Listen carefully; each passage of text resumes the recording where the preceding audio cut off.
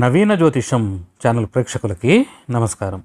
ఈరోజు మన వీడియోలో శ్రీ క్రోధినామ సంవత్సర ఉగాది పంచాంగాన్ని తెలుసుకుంటూ ఉన్నాం. ఇది 9వ తారీఖు ఏప్రిల్ నెల 2024 సంవత్సరం నుంచి మొదలయ్యి 29వ తారీఖు మార్చి 2025తో అంతమవుతుంది. 30వ తారీఖు మార్చి 2025న విశ్వావసునామ సంవత్సరం అనేది ప్రారంభమవుతుంది. ఈ క్రోధినామ సంవత్సరం అంటే 2024 ఏప్రిల్ నుంచి 30వ తారీఖు మార్చి వరకు మధ్యగల కాలానికి మనము 12 లగ్నాల వారికి ఏ విధమైనటువంటి ఫలితాలని సూచిస్తుంది, గ్రహాల స్థితిగతులు ఏ విధంగా ఉన్నాయి, ఏ విషయాల్లో జాగ్రత్తగా ఉండాలి, ఏ విషయాల్లో మీకు మంచి జరగబోతుంది, ఇవన్నీ కూడా డీటెయిల్డ్గా తెలుసుకోబోతూ ఉన్నాం.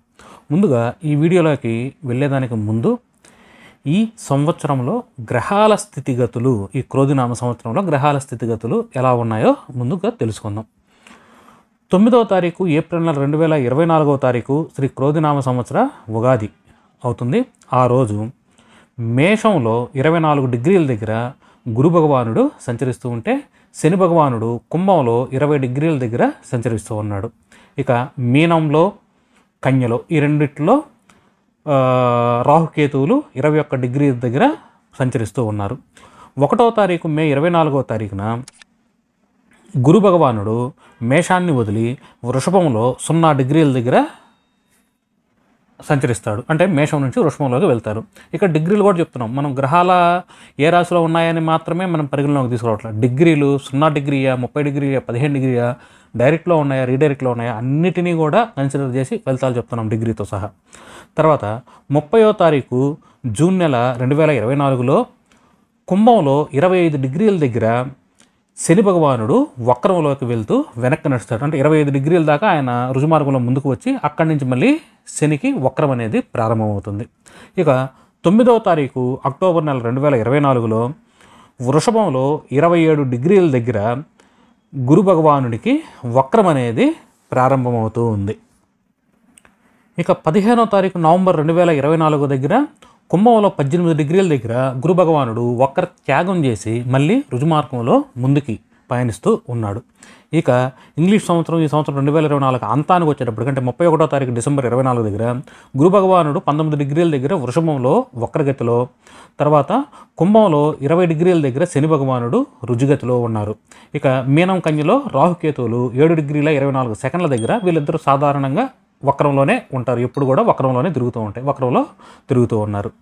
ఇక 2025లో 4వ తారీఖు ఫిబ్రవరి 2025న గురు భగవానుడు వక్ర త్యాగం చేసి రుజుమార్గంలోకి వృషభంలో 17 డిగ్రీల దగ్గర ఆయన మారుతూ ఉన్నాడు. ఇక చివరగా 30వ తారీఖు మార్చి 2025న విశ్వావసునామ సంవత్సరం ఉగాది అనేది ఉంటుంది. ఈ ఉగాది ప్రారంభమయ్యేటప్పటికి గురు భగవానుడు 21 డిగ్రీల 30 సెకండ్ల దగ్గర వృషభంలో రుజుమార్గంలోను, శని భగవానుడు కుంభంలో 0 డిగ్రీల దగ్గర, ఇప్పుడే ఆయన కుంభం నుంచి మీనంలోకి వచ్చాడు. అంటే ఇప్పుడు మీనంలో 0 డిగ్రీల దగ్గర ఆయన ప్రారంభం అనేది ఇస్తున్నాడు. ఇక మీనం కన్యలో రాహుకేతువులు 2 డిగ్రీల 30 సెకండ్ల దగ్గర నడుస్తూ ఉన్నారు. ఇటువంటి గ్రహస్థితి 12 లగ్నాల వారికి ఎటువంటి ఫలితాలను సూచిస్తుందో ఇప్పుడు మనం తెలుసుకోబోతూ ఉన్నాం. ముందుగా ఇక్కడ నేను చెప్పాల్సిన పాయింట్ ఏంటంటే, సంవత్సర ఫలితాల్లో మనము గురువు, శని, రాహుకేతువులు మాత్రమే పరిగణలోకి తీసుకుంటారు. ఇక సూర్యుడు, చంద్రుడు, కుజుడు, బుధుడు, శుక్రుడు ఇటువంటి చిన్న చిన్న గ్రహాలు అంటే ఒక నెల రోజుల్లోనూ, ఒక 45 రోజుల్లోనూ, 2.5 రోజుల్లోనూ పయనించే చిన్న చిన్న గ్రహాలని మాస ఫలితాల్లో కానీ వార ఫలితాల్లో కానీ మనం తీసుకుంటూ ఉంటాం. మీకు డీటెయిల్డ్గా ఇవి కావాలంటే మాస ఫలితాలు కానీ వార ఫలితాలు కానీ మనం అప్డేట్ చేసినప్పుడు ఒకసారి ఆ వీడియో కూడా చూడండి. కర్కాటక లగ్న జాతకులకి శ్రీ క్రోధినామ సంవత్సరం అనుకూలమైనటువంటి ఫలితాలని సూచిస్తూ ఉంది. చక్కనైనటువంటి సంవత్సరం. ఈ సంవత్సరం నుంచి మీ జీవితంలో కొన్ని మార్పులకి నాంది పలుకుతూ ఉంది. గత 3-4 సంవత్సరాలుగా మీరు ఇబ్బంది పడుతున్న లేకపోతే మిమ్మల్ని పట్టి పీడిస్తున్నటువంటి సమస్యల నుంచి బయటపడేదానికి చక్కనైనటువంటి పరిష్కారంతో ఈ సంవత్సరము మీకు స్వాగతం పలుకుతూ ఉంది. ఈ స్వాగతం ఈ సంవత్సరం పలికినా ఈ యొక్క అనుకూలత రాబోయేటటువంటి ఇంకొక 2 సంవత్సరాల వరకు కూడా ఉండేదానికి అవకాశం ఉంది. మొత్తానికి ఈ సంవత్సరంలో మీరు కొంత మార్పుని మీ జీవితంలో చూస్తారు. కొత్త మార్పులు మీకు రాబోతూ ఉన్నాయి. సరే, ఇక ఏ సంవత్సరము కూడా ఏ ఒక్కరికి పూర్తిగా అన్ని శుభ ఫలితాలే లేకపోతే అన్ని అశుభ ఫలితాలైతే ఇవ్వదు. కొన్ని గ్రహాలు కొన్ని శుభ ఫలితాలు ఇస్తూ ఉంటే మరి కొన్ని గ్రహాలు కొన్ని అశుభ ఫలితాలు కూడా ఇస్తూ ఉంటాయి. అయితే ఒక్క సంవత్సరం గడ్డు కాలంగా అశుభ ఫలితాలు ఎక్కువగా జరుగుతూ ఉండొచ్చు, మరి ఒక సంవత్సరం శుభ ఫలితాలు ఎక్కువగా జరుగుతూ ఉండొచ్చు. మొత్తానికి ఈ సంవత్సరం కూడా కొన్ని అశుభ ఫలితాలు కూడా చోటు చేసుకుంటూ ఉన్నాయి. వాటిని అశుభ ఫలితాలు అనకుండా కొన్ని జాగ్రత్తలు తీసుకొని వాటి నుంచి కూడా బయటపడేటువంటి ప్రయత్నం చేయొచ్చు. ఇక ఈ సంవత్సరం జరిగేటటువంటి శుభ ఫలితాలను కనుక మనం చూసుకుంటే ఈ సంవత్సరం అంతా కూడా మీకు కొంత మంచి అనేది జరుగుతూ ఉంది. ఏంటి అంటే మానసిక ప్రశాంతత అనేది ఉంటుంది. అబ్బా, ఒక సమస్య నుంచి బయటపడిపోయాము, లేకపోతే ఏదో ఒక పని అయిపోయింది అన్నట్టుగా కొంచెం రిలాక్స్డ్గా ఉండటము, మానసికంగా సంతోషంగా ఉండటము, సంతానపరమైనటువంటి సమస్యల నుంచి బయటపడటము, ఎవరైతే సంతానం ఉండి కొంత ఇబ్బందులు పడుతూ ఉన్నారో ఆ సమస్యల నుంచి బయటపడుతూ ఉంటారు. అంతేకాని ఎవరికైతే సంతానం లేదో వాళ్ళకి సంతానం కలిగేదానికి సంవత్సరం అంతా కూడా మీకు అనుకూలంగా ఉంది. ఎవరైతే ఉన్నత విద్యలో చదువుతూ ఉన్నారో అంటే డిగ్రీ ఆ పైన చదివే వాళ్ళకి అద్భుతమైనటువంటి ఫలితాలు వస్తూ ఉన్నాయి. పీజీ చదివే వాళ్ళకి ఇంకా బాగుంది. అంతేకాకుండా కొంతమంది సైంటిస్టులు, రీసెర్చ్ స్కాలర్స్ ఇటువంటి వాళ్ళు ఎవరైతే ఉన్నారో వాళ్ళందరికీ కూడా మరింత అనుకూలమైనటువంటి ఫలితాలు, కొత్త కొత్త విషయాలు తెలుసుకునేదానికి కనుగొనేదానికి కూడా, అంటే సైంటిస్టులు వీళ్ళందరూ ఏం చేస్తారు, కొత్త విషయాలని ఆవిష్కరిస్తూ ఉంటారు. కొత్త పుస్తకాలు రాసేదానికి కానీ కొత్త ఆవిష్కరణలు చేసేదానికి కానీ ఈ సంవత్సరం మీకు అనుకూలంగా ఉండబోతూ ఉంది. సంతానపరంగా బాగుందని చెప్పుకున్నాం. షేర్ మార్కెట్లో కూడా అనుకూలమైనటువంటి ఫలితాలు వస్తూ ఉన్నాయి. ఇక మీ ఇంట్లో శుభకార్యాలు కూడా ఈ సంవత్సరంలో జరిగేదానికి అవకాశం కనిపిస్తుంది. మొత్తానికి పంచమ భావం అనేది చాలా అద్భుతంగా మీకు ఉండబోతూ ఉంది. అంతేకాకుండా ఉద్యోగ స్థానం ఆల్రెడీ గత సంవత్సరం నుంచి ఉద్యోగ స్థానం బాగానే ఉంది, కానీ ఈ సంవత్సరం కూడా ఉద్యోగం స్థానం అనేది చాలా బాగుంది. సంవత్సరం అంతా కూడా ఉద్యోగానికి బాగుంది. కొత్త ఉద్యోగాలు రావటము, నిరుద్యోగస్తులకు కొత్త ఉద్యోగాలు రావటము, లేకపోతే ఆల్రెడీ ఉద్యోగం కనుక చేస్తూ ఉంటే ప్రమోషన్లు, ఇంక్రిమెంట్లు మంచిగా రావటము, లేకపోతే ఉద్యోగం మారటము, ఏదైనా కూడా ఉద్యోగపరంగా అనుకూలతలు, అది ట్రాన్స్ఫర్స్ కావచ్చు, మీరు అనుకున్న స్థానానికి బదిలీ కావచ్చు, ఏదైనా కానివ్వండి ఉద్యోగపరంగా కూడా చాలా అనుకూలంగా ఉంది. వృత్తి ఉద్యోగం ఇలా ఈ సంవత్సరం అంతా కూడా మీకు అనుకూలత ఉంది. ఇక ప్రధానంగా 9వ తారీఖు అక్టోబర్ నుంచి 4వ తారీఖు ఫిబ్రవరి మధ్య, ఈ మధ్య కాలంలో మీకు ఇంకొక వేరే మంచి జరగబోతూ ఉంది. అది ఏంటి అంటే కోర్టు కేసులు ఇటువంటి వాటి నుంచి బయటపడటము. అంటే రణము, రుణము, రోగము. రణం అంటే గొడవలు, కొట్లాట్లు, వీటి నుంచి తప్పించుకోవటము లేకపోతే మీదే విజయం కావటము. రుణం అంటే అప్పుల సమస్యల నుంచి బయటపడటము లేదా కొత్త అప్పులు మీకు రావటము, ఏదైనా కూడా మంచి అప్పుల పరంగా. రోగము అంటే ఆరోగ్యపరంగా మీకు ఉన్నటువంటి సమస్యల నుంచి బయటపడటము, మంచి ట్రీట్మెంట్ ఏదైనా జరగడము లేకపోతే ఆరోగ్యంగా మీరు ఉండటము. ఈ విధంగా రుణ రోగస్థానం అనేది ఈ 9వ తారీఖు అక్టోబర్ నుంచి 4వ తారీఖు ఫిబ్రవరి మధ్యకాలంలో మీకు అనుకూలమైనటువంటి ఫలితాలు వస్తున్నాయి. ధనం కూడా చాలా బాగా వస్తుంది. అంతేకాకుండా తండ్రి గారితో చక్కనైనటువంటి కాలాన్ని గడుపుతారు. తండ్రి గారితో సత్సంబంధాలు బాగుంటాయి. తండ్రి గారి వైపు నుంచి రావాల్సినటువంటి ధనము కానీ ఏదైనా కూడా ప్రాపర్టీస్ కానీ ఏవైనా కూడా వచ్చేదానికి అవకాశాలు కనిపిస్తూ ఉన్నాయి ఈ కాలంలో. ఇదే కాలంలో మీకు దైవభక్తి పెరగటము, పుణ్యక్షేత్రాల దర్శనము, దూర ప్రాంత ప్రయాణం కూడా సూచిస్తూ ఉంది. అది స్పిరిచువల్ ట్రిప్ కావచ్చు, ఇంకోటి కావచ్చు, ఏదైనా కూడా దూర ప్రాంత ప్రయాణము. బ్యాంకు బ్యాలెన్స్లు వృద్ధి చెందటము, తర్వాత భాగ్యస్థానము అంటాం అనమాట. అంటే ఒక డబ్బనే కాదు, ఆనందము, సంతోషము అన్నీ కలగలిపినటువంటి భాగ్యస్థానం కూడా మీకు కలిసి రావడం ఉంది. ఈ విధంగా ఇప్పుడు చెప్పుకున్న వాటిల్లో మీకు శుభాలు ఆయా కాలాలకు తగ్గట్టుగా జరుగుతూ ఉంటాయి. మీ యొక్క జన్మజాతకం కనుక ఇంకా సపోర్ట్ కనుక చేస్తే ఇది చాలా వరకు కూడా చెప్పినట్టు వరకు జరుగుతుంది. ఇక ఏ విషయాల్లో మరి జాగ్రత్తలు తీసుకోవాలి అని అనుకుంటే,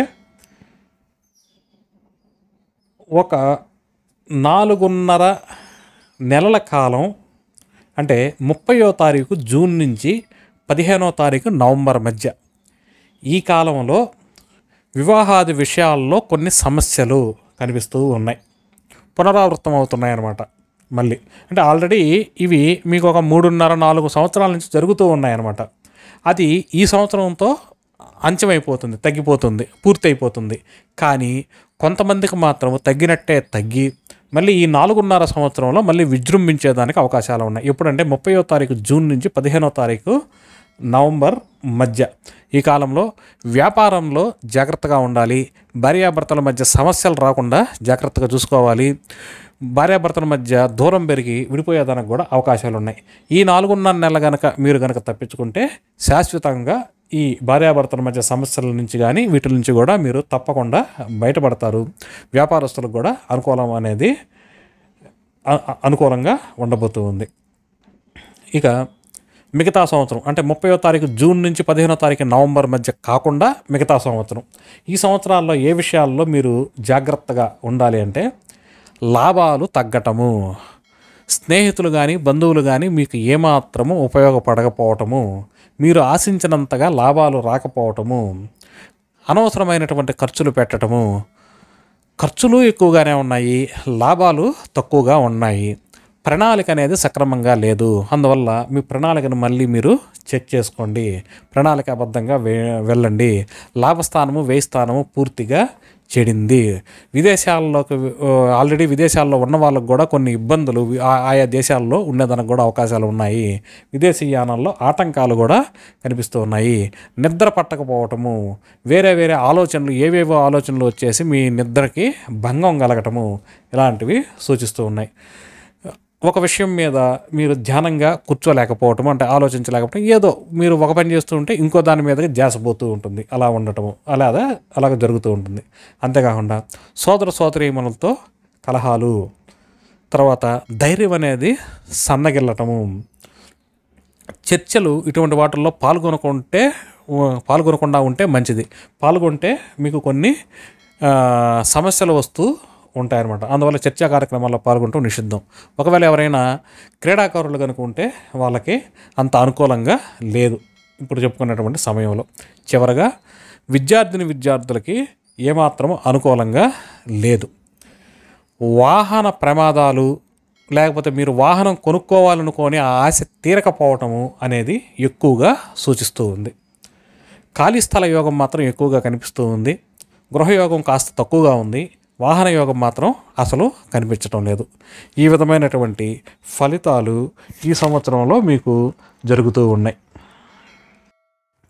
మీకు కనుక మన వీడియో నచ్చినట్లయితే దయచేసి మన ఛానల్ని లైక్ చేయండి, షేర్ చేయండి, సబ్స్క్రైబ్ చేసుకోండి, ఛానల్ యొక్క అభివృద్ధికి సహకరించండి. నవీన జ్యోతిషం తెలుగు అనే టెలిగ్రామ్ గ్రూప్లో కూడా జాయిన్ అయ్యేదానికి ప్రయత్నం చేయండి. మీకు ఎటువంటి సందేహం ఉన్నా కామెంట్ రూపంలో నాకు తెలియజేస్తే తప్పకుండా మీ కామెంట్కి అయితే రిప్లై ఇస్తాము. దీంట్లో ఎటువంటి సందేహము లేదు. ఎవరైతే తన వ్యక్తిగత జాతకాన్ని అనాలిసిస్ చేయించుకోవాలని అనుకుంటారో వాళ్ళు మాత్రం డిస్ప్లే అయ్యేటటువంటి నెంబర్కి ఫోన్ చేసి అపాయింట్మెంట్ తీసుకొని మీ వ్యక్తిగత జాతకాన్ని చెప్పించుకోవచ్చు. ఎప్పుడైతే మీ వ్యక్తిగత జాతకాన్ని చెప్పించుకుంటారో ఆ వ్యక్తిగత జాతకంలో ఉన్నటువంటి ఫలితాలని చెప్పడానికి వీలవుతుంది. అంటే మీ యొక్క జాతకాన్ని మీరు తెలుసుకున్నప్పుడు అది చాలా ఖచ్చితంగా మీకు సరిపోయేదానికి కూడా ఆస్కారం ఉంది. మీ యొక్క జాతకంలో ఉన్నటువంటి దోషాలు మీరు పరిహారం చేసుకుంటే అవి మీ జీవితాంతం మిమ్మల్ని రక్షిస్తూ ఉంటాయి. అంతేకాకుండా మనం వీడియోలో చెప్పుకున్నటువంటి రెమెడీస్ అవి గోచార రెమెడీస్ కాబట్టి అది మనం వార ఫలాలకు చెప్పుకుంటే వార ఫలాల వరకు, మాస ఫలాలకు చెప్పుకుంటే మాస ఫలాల వరకు, సంవత్సర ఫలాలకు చెప్పుకుంటే ఒక సంవత్సరం వరకే పనిచేస్తాయి. అదే మీ జాతకాన్ని మనం విశ్లేషణ చేస్తే అది మీ జీవితాంతం కూడా పనిచేస్తాయి. ఒక్కసారి కనుక మీరు మీ జాతకాన్ని విశ్లేషణ చేయించుకొని మీ దోషాలను కనుక పరిహారం చేసుకుంటే అక్కడి నుంచి మీ జీవితం చాలా ఉన్నత స్థితిలోకి వెళుతుందని చెప్పడంలో ఎటువంటి సందేహము లేదు. సరే, ఈ వీడియోని ఇంతటితో ముగిద్దాం. మనం వార ఫలాలు, మాస ఫలాలు, సంవత్సర ఫలాలు, ఉగాది పంచాంగం అన్నీ చెప్పుకుంటున్నాం కదా, అన్ని వీడియోలు ఫాలో అవుతూ ఉండండి. మరి ఒక మంచి వీడియోలో మనం అతి త్వరలో కలుసుకుందాం. అప్పటి వరకు సెలవు, నమస్కారం.